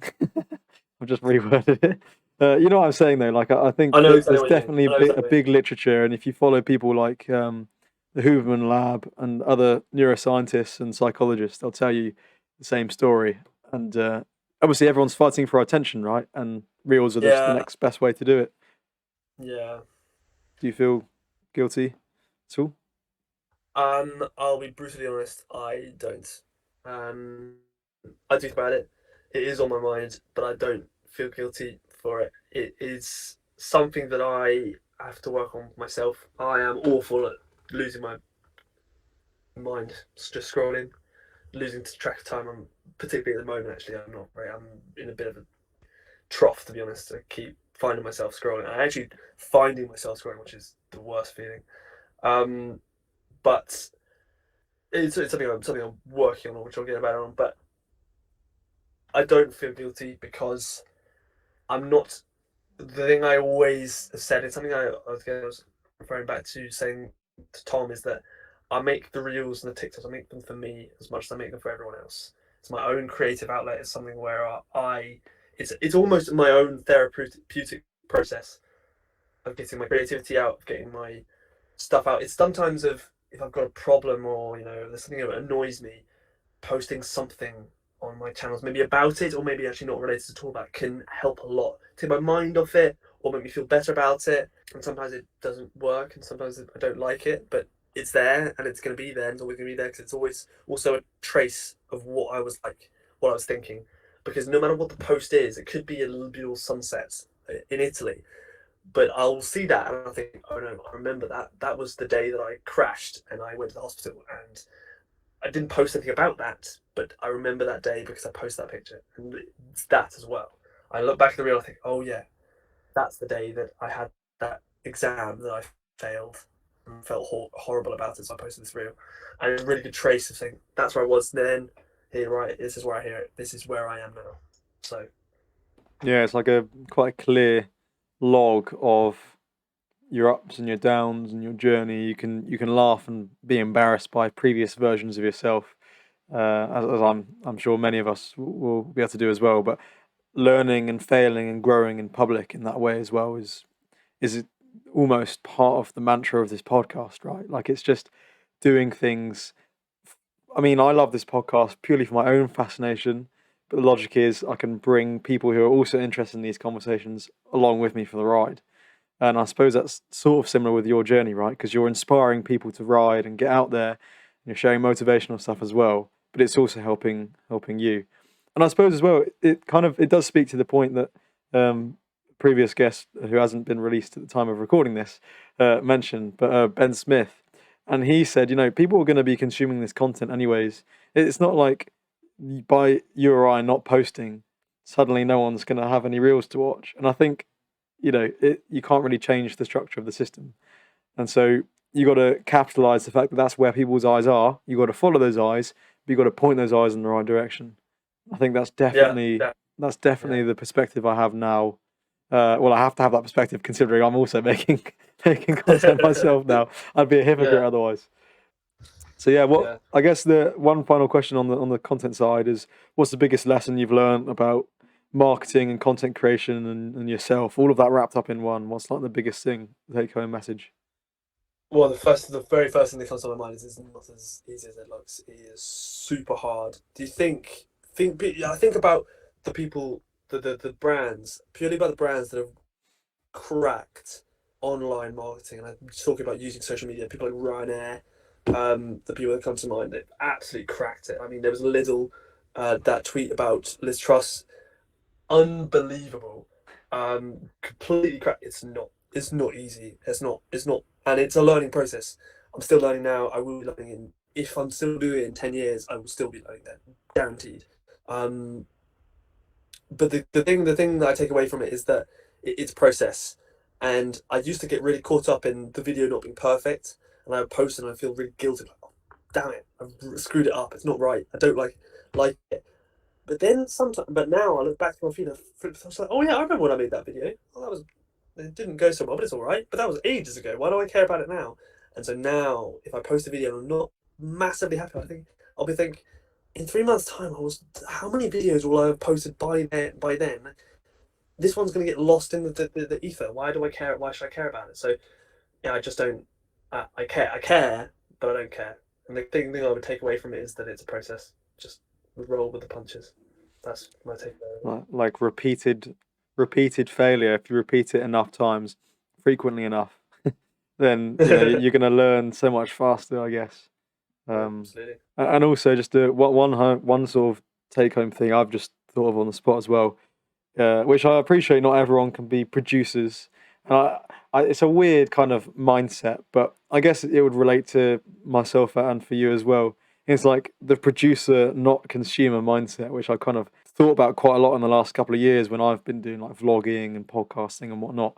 It's like I want to be, because I think what I'm sharing, and I think probably for yourself as well, you probably think the same thing. What I'm sharing is good. I want other people to be looking at this, but I don't want to be sucked in looking at other people's stuff too much, if that makes sense. And so it's interesting, obviously, say it's like a struggle for you with getting sucked in.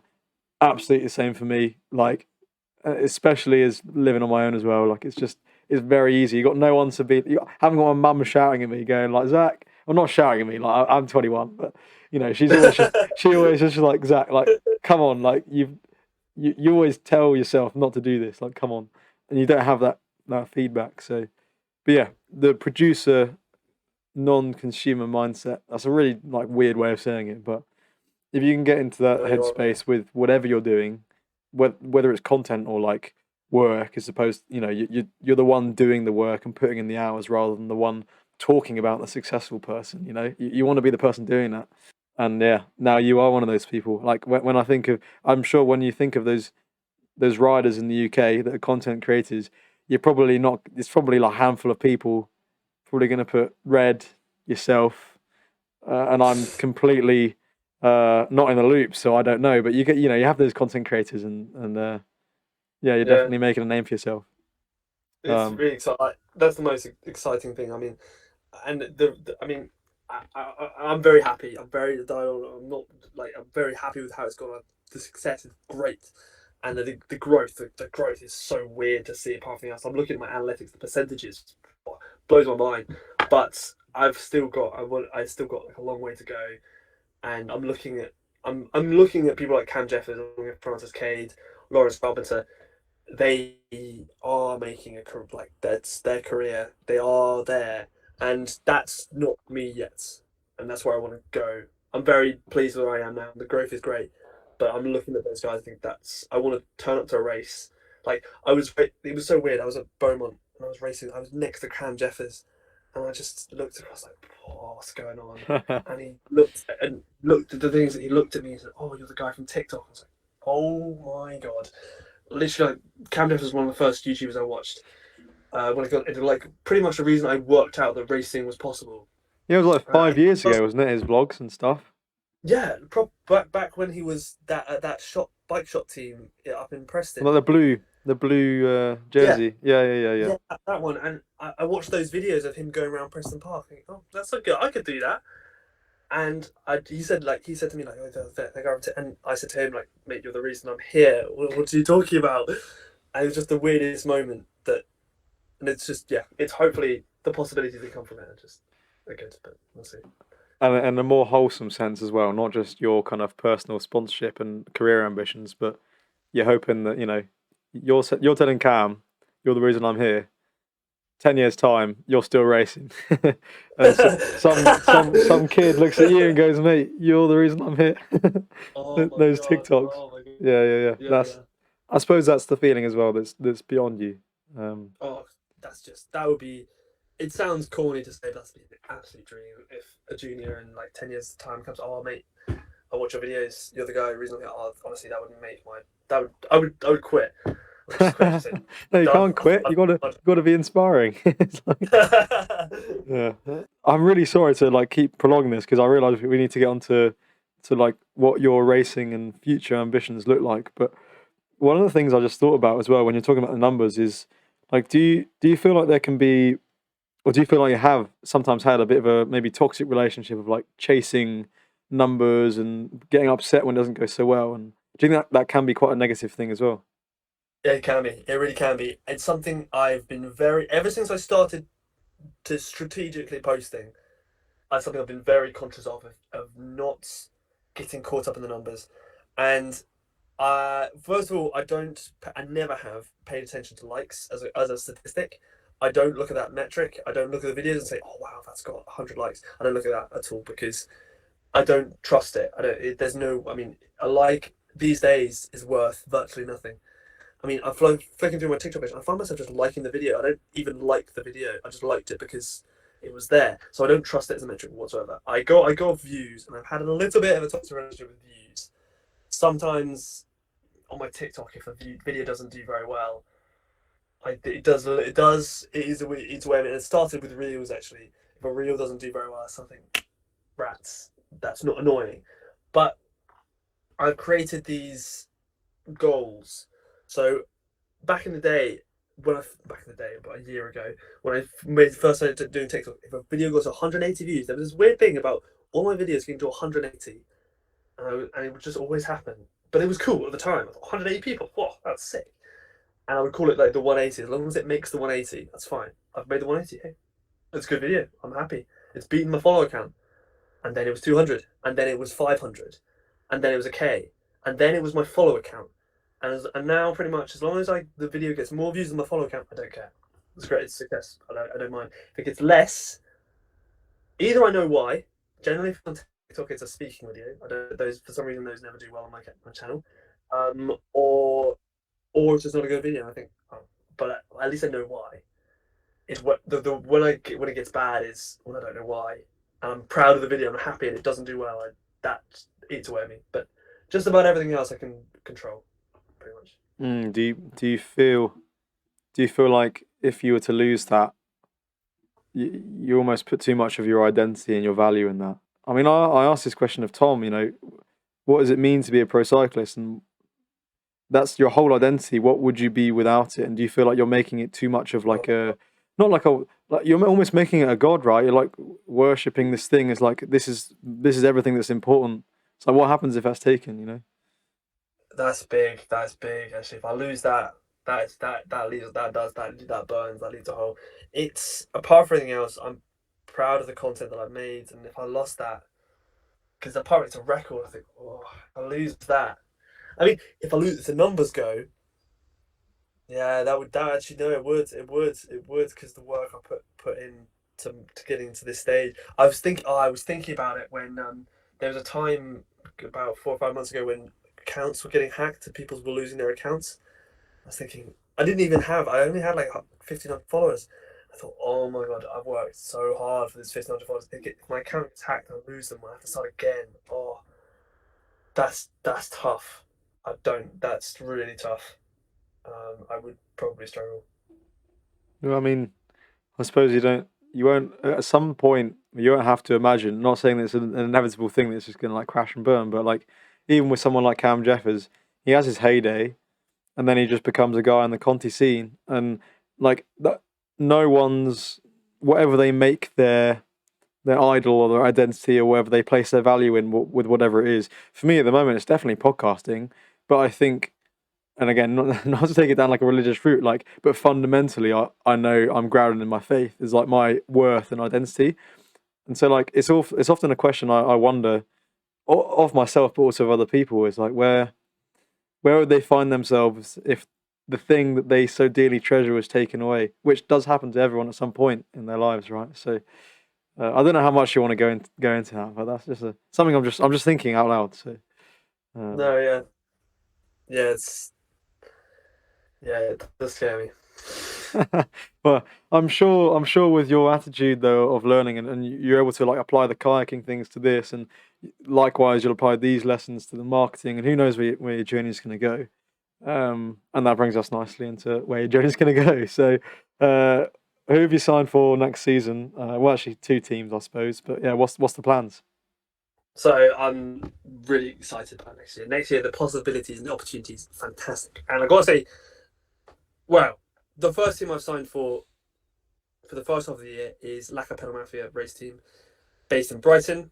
It's a really exciting new project by a mutual friend of ours, Jake Vita, who's been world class in helping me out. Essentially, because this leads me to my second team that I signed for, which is Zappy. I joined them in June, and now I do June to October, so it's a 4-month stint with them. Due to the fact that I'm not an under 23 anymore, and the first half of their season is pretty much all under 23 racing, which wouldn't make any sense for me. So what happened is Jake actually originally asked me for the team for the whole year. He originally asked me, he said, "Do you want to race for the team for the whole year?" Because he's giving the men's team and the women's team properly. This is their first year. They've just done their first year, and next year they're taking it properly seriously. Men's team, full men NatB team, and women's NatB team equivalent. 50-50 split, which is really cool to see. And I think by the looks of things and the sponsors he has on board, there's opportunities in the future.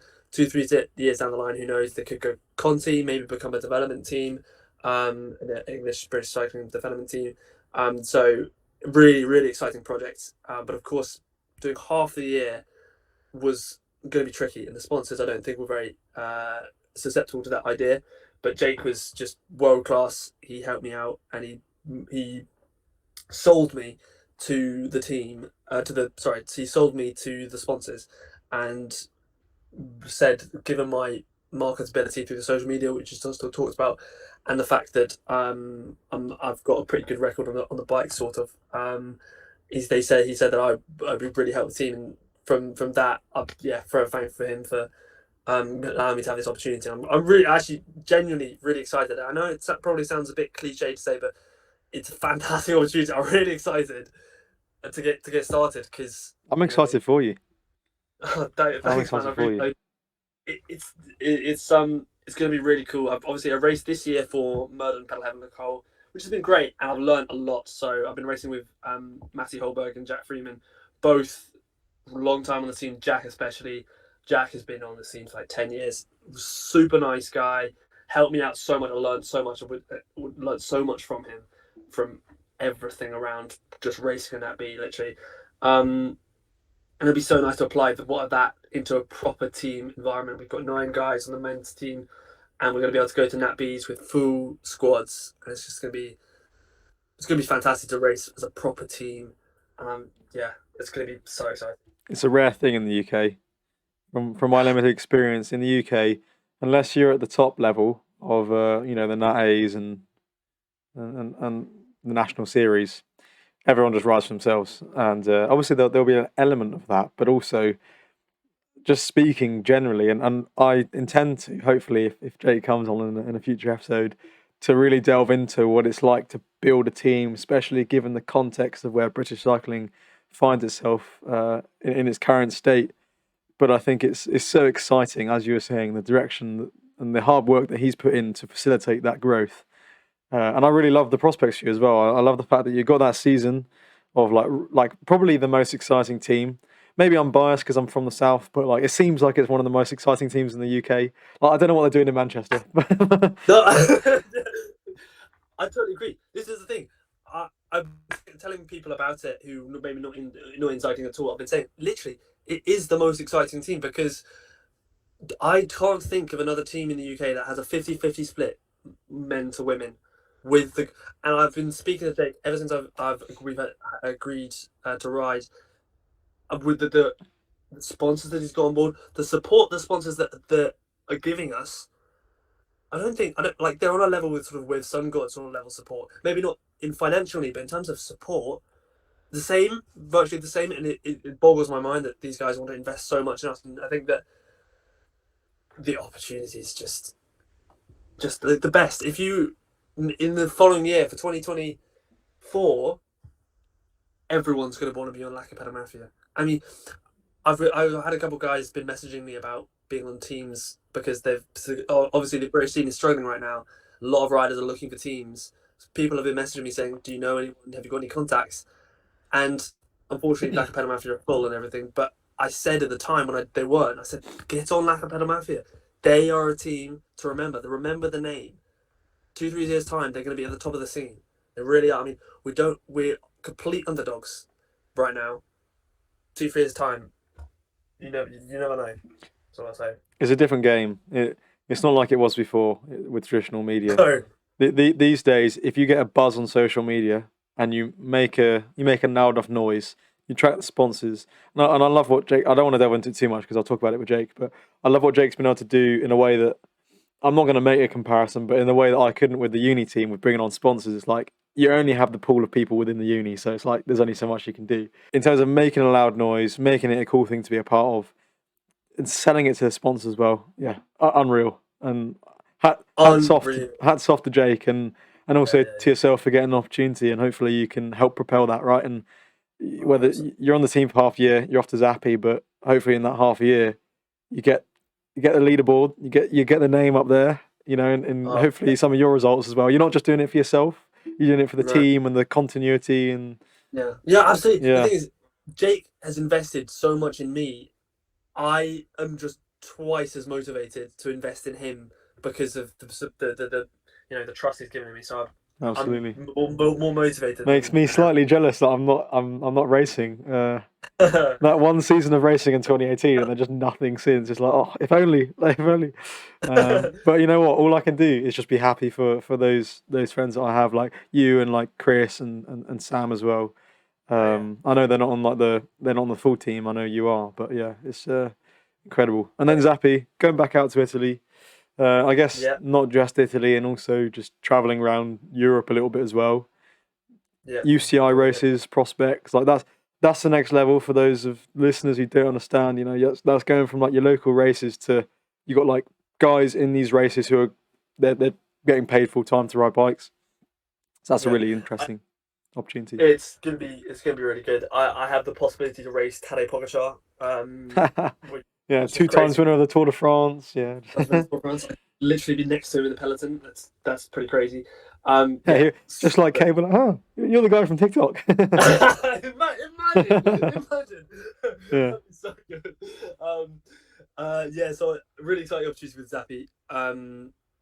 Whole new level. So the whole if it's not clear already, I want to make it as a pro cyclist. I want to go to the top. I want to go race for Team Ineos. I want to do Tour de France. I want my goals, as realistic or unrealistic as they may be. I want to win a stage of the Giro. I want to wear the pink jersey. I want to win Strade Bianche. If I do those things, I would happily quit cycling. That's all I need. The Giro because it's the Italian race. Strade Bianche because it's raced on the roads around the place where we stay as a family. I pretty much grew up on those roads, sort of thing. Wow. And it finishes in the middle of Siena, somewhere that literally virtually a hometown for me. So, basically a home race, and that's where I want to go. That's what I want to do. And if I get there, great. But I'm very realistic. If I don't get there, it's for a very good reason. I want to achieve the best of my ability, and I haven't done that yet. And when I get to the best, and I'll know when I stop improving. When I get to the point where I can't improve, I'll say, right, okay, I've done it. I've got there. If that's Lacapella Mafia, if that's with Sun God, if that's Ineos Grenadiers, hopefully it's the last. But if it is, it is what it is, and I will do the best I can until I can't. So the best way of doing that, to roll back onto Zappy, is I need European results. I need European results. Wins, podium, top 10s, top 20s, top 30s. A top 20 in a UCI race or a top 20 in an Italian Nat B equivalent is more valuable than like a top 5 in the UK Nat B. If I get a couple of top 10s, I could possibly be able to come back and say, can I like go to with some god? I could go to an Italian team. I could go to an Italian Conti team and say, look, guys, I've done this. Do you want, So the Zappy opportunity is really important to me. I think it almost proves the point, the fact that you can only name one good UK team every time. That almost proves the point as to why the European scene is so good. Because Exactly. again, don't want to go down too much of a wormhole, but BC need to get their act together. That's all I'll say. But yeah, I guess that's a story for another time. So yeah, I guess that wraps up your ambitions. More broadly in life, where aside from cycling, where are you headed, or is everything directed by your cycling goals? Currently, yeah, everything is directed by my cycling. I'm really enjoying the process. I'm I'm on the road. I am actually living a dream. I'm living a dream. I'm 5-year-old me. If you could see me now, you just wouldn't believe. If I went back to 5-year-old and said this is what I'm doing, you wouldn't believe me. You just said, no, you're joking. I mean, obviously, it's not all rosy. I mean, I have to work. I work part-time in a shop, which is fine. I enjoy it. There are nice people, lovely people who work there, but it's not great, and I don't really enjoy it, to be honest. And it takes time away from us, and that annoys me. But other than that, I'm literally living a dream. I'm living at home with my family. I'm very close to my family, very luckily, and I'm cycling. That's the direction I'm going in. I'm really enjoying that process. And as soon as I stop enjoying that process, I'll move on, and life will move on. But right now, that's pretty much where I am. Sounds you're in a good spot, man, and opportunities are fast and coming in the future. So yeah, and just as a broad takeaway, I think for anyone listening, it really demonstrates to me the importance of pursuing your curiosity, because if we sort of summarize, well, if I summarize your life, if I sort of summarize, that sounds like, yeah, I definitely couldn't do that. But if we summarize what we're talking about today, it's a case of maybe you're not finding the environments you found yourself in particularly akin to what you'd like to do, but then always allowing yourself to go down whatever you find curious and whatever you're passionate about, and you sort of marry those two things gradually and find your way. With the content creation, with the cycling, with the Italian, and you're really carving out your own identity rather than anything that can be imposed on you. And I think that's why you're so happy in the spot you are now with the opportunities, is because you've done that. And I think, if I'm thinking about people that might be listening to this who they're presented with opportunities and they're presented with choices to go down the corporate route for money or to go down this route where it's uncertain or whatever.